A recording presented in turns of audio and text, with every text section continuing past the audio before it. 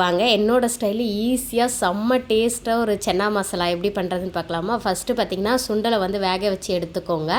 அதுக்கப்புறம் பார்த்திங்கன்னா ஒரு கடாயில் வந்து எண்ணெய் ஊற்றிட்டு வெங்காயம், பூண்டு, பச்சை மிளகாய் இதெல்லாம் போட்டு நல்லா வணக்கிடுங்க. வணக்கிட்டதுக்கப்புறம் பார்த்திங்கன்னா தக்காளி போடுங்க. தக்காளியும் போட்டு நல்லா வணக்கிடுங்க. வணக்கிட்டு அதை வந்து ஒரு மிக்ஸி ஜாரில் நல்லா ஆறட்டும் எடுத்து வச்சுருங்க. லாஸ்ட்டாக அரைக்கிறதுக்கு முன்னாடி கொஞ்சமாக புதினா போட்டுக்கோங்க.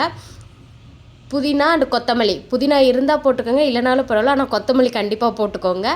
போட்டுட்டு நல்லா அரைச்சி எடுத்துக்கோங்க. அரைச்சி எடுத்துகிட்டு அதே கடாயில் என்ன பண்ணுறீங்கன்னா கொஞ்சமாக எண்ணெய் ஊற்றி ஓல் ஸ்பைசஸ் போட்டுருங்க. ஸ்பைசஸ் போட்டுட்டு இந்த அரைச்சி வச்சுருக்கோம் பார்த்திங்களா, அதை எடுத்து ஊற்றிடுங்க. ஊற்றிட்டு நல்லா கலக்கி விடுங்க. கொஞ்சம் தண்ணி ஊற்றி நல்லா கலக்கி விடுங்க.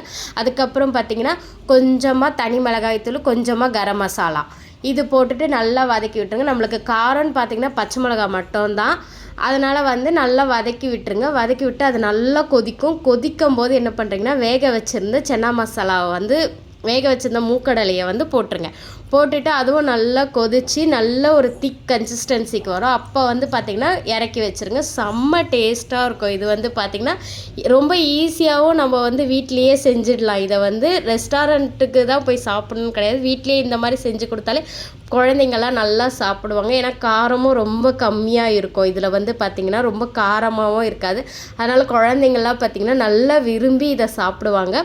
இது எப்படி இருந்துச்சுன்னு செஞ்சு பார்த்துட்டு எனக்கு கமெண்ட் பண்ணுங்கள். இந்த மாதிரி இன்ட்ரெஸ்டிங்கான வீடியோக்கு நம்மளோட குக்கிங் சேனல் பாரதி ராஜேஷ் சேனலை ஃபாலோ பண்ணிக்கோங்க.